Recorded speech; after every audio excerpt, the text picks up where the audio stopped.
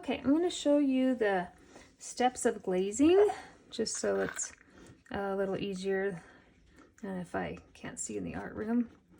This is wax resist, and this is the first step that we need to do to get our clay ready. The clay will be kind of this matte, dry surface. Red clay has kind of a dry orange surface. So we need to make sure that the glazes don't get on the bottom of our art pieces, because once this glaze, it sucks it right in because it's so dry. And glaze turns to, it's actually essentially a glass. And in the 2000-degree kiln, it turns to liquid. And then when that liquid cools down, when I unload it, that glass hardens again. And then this piece would be permanently attached to the kiln. And I'd have to take a hammer and smash it apart and drill and grind all the bits off. So it's really important that we don't have any glaze on the bottoms of these. The wax resist needs to be placed on everything that touches the table. So if this is resting on any surface, it has to have wax resist on the bottom of it. This beak would be fine because it's not touching anything. It might drip on the kiln shelf, but I can chisel that off. That's not a big deal. Make sure that they are able to paint all of that. The wax resist just needs to go on the bottom where it's touching things. Also, this wax resist, if you accidentally drip it onto their art piece, the glaze will not stick to it. It balls up, it's super sharp, it looks really horrible, and I have to grind it off of the top. So if I put a drip on accident right here, that would prevent this area from having any glaze, and it would be a lot of work getting that glass that's sitting on there off. So be mindful where you're putting this. There'll be pieces of sponge in the art cabinet. It's in clay, kind of at the lower one by the paintbrushes. So you'll get a piece of sponge, it'll be bigger than this. And there'll be little containers of wax resist. So when you're sponging it on, make sure that you don't like lift this over the top of the clay pieces because it's really liquidy. When you're putting wax resist on, you want to give it like a rubber band width between the glaze and the bottom. So this is where it sits. I need a rubber band width from here to here, because when this gets hot, the glass from gravity will shift down. And then if it's too close to the edge, then it will also get onto the kiln shelf. You can't really see it when it sits here, that bottom that's been glazed, you can't really tell. And it's better than losing the whole piece, right? So when you are doing wax resist on the bottom of a mug, on whatever is touching the ground again. So you want to just take your sponge and dip it into the little container and just carefully go around. This takes a little time, especially with like the bigger pieces. That one took me a long time, Ellie's, because she has lots of wings that are sitting on the ground. So here I'm just making sure I'm going up, just that rubber band width. I'm doing the whole bottom. It'll be shiny. Stuff is really thin, so it does not take much to get on there. It soaks right in. And when everything is done, I can put this on a small piece of parchment so it's ready for the kids to start with their glazing. They can just pick it up and go. This needs to go in the trash. These sponges I have tried and I cannot get the wax resist out. So that's why they're in little to-go containers, and that's why these will be sitting there. Just throw those away. I can't reuse them. Okay, so once you have all your pieces wax resisted, so if like an eyeball falls off, we can reattach them. They reattach so much better if the connection points do not have glaze on them.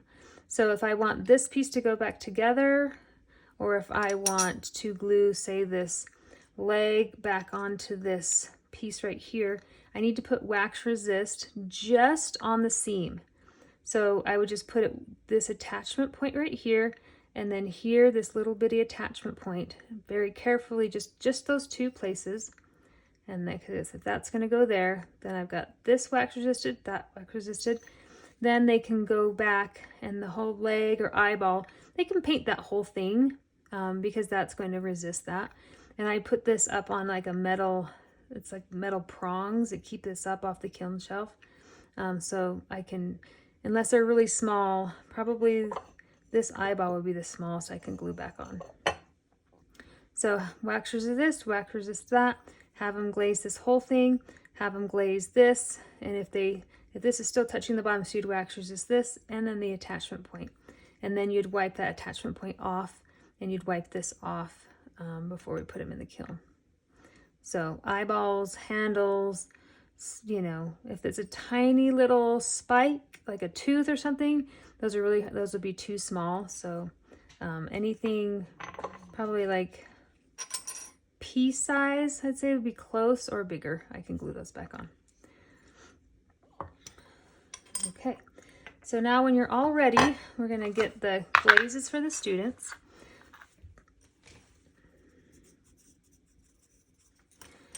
We have two types of glazes. These really amazing jungle gems are my favorite. There's a lot of colors. They have big pieces of glass and little pieces of glass, which give it this kind of burst of color. It makes these pieces really look nice.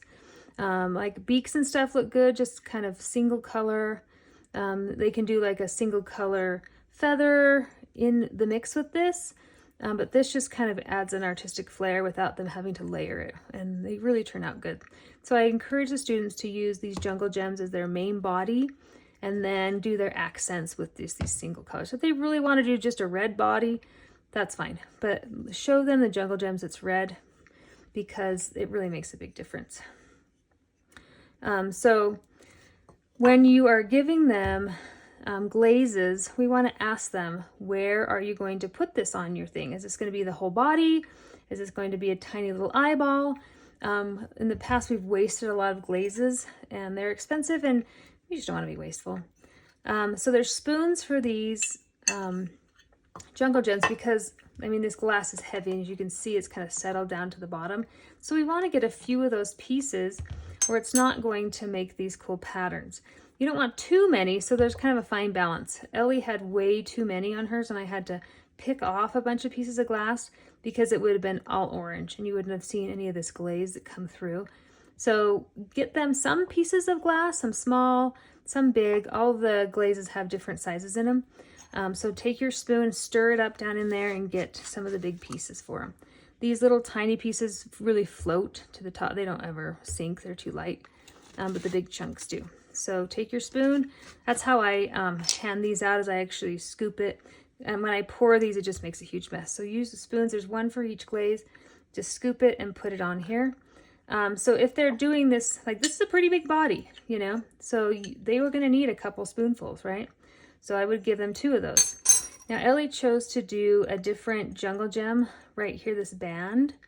So I wouldn't give her 2 scoops if that's where she was going to put this color on, because that would be really wasteful. She'd throw 99% of it away. So this, I would just give them like 2 drops into here.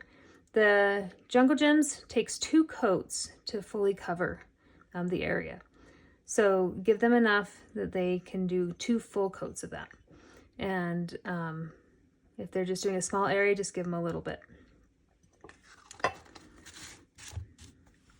Now these colors are just simple colors, plain colors.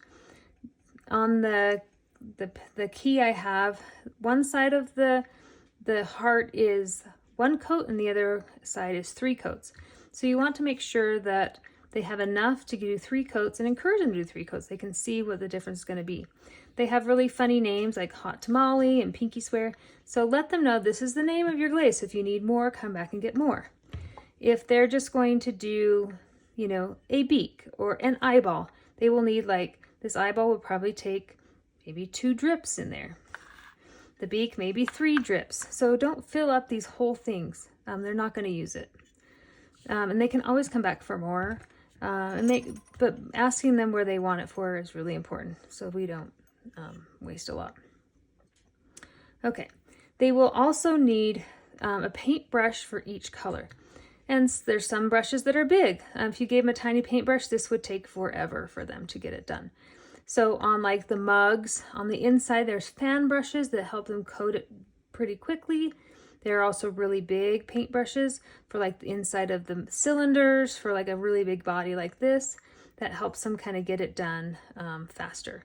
Also making sure that they get in every single crevice. All these lines here have to have glaze kind of tapped in or put in, because if they miss an area, it's not shiny, does not look good. I've had a lot of students disappointed because they missed a whole area without glaze and it's this kind of dingy white and it's not shiny. It looks unfinished or almost kind of dirty.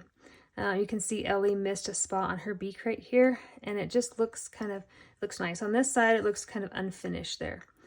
So make sure, even if they have a white eyeball, they want to paint something white, have them paint it white. There is white, there is black. Make sure that they use those colors. With the birds, I have the leads do a station in the back with the oranges, yellows, and whites, so they can make sure that they do that. A lot of students miss this, and then they really don't like them. So make sure they have a paintbrush for each one. Give them a paper towel. They can wipe it off. If they want to rinse their brush, they can. It's better if it's a little thicker, but whatever they want to do.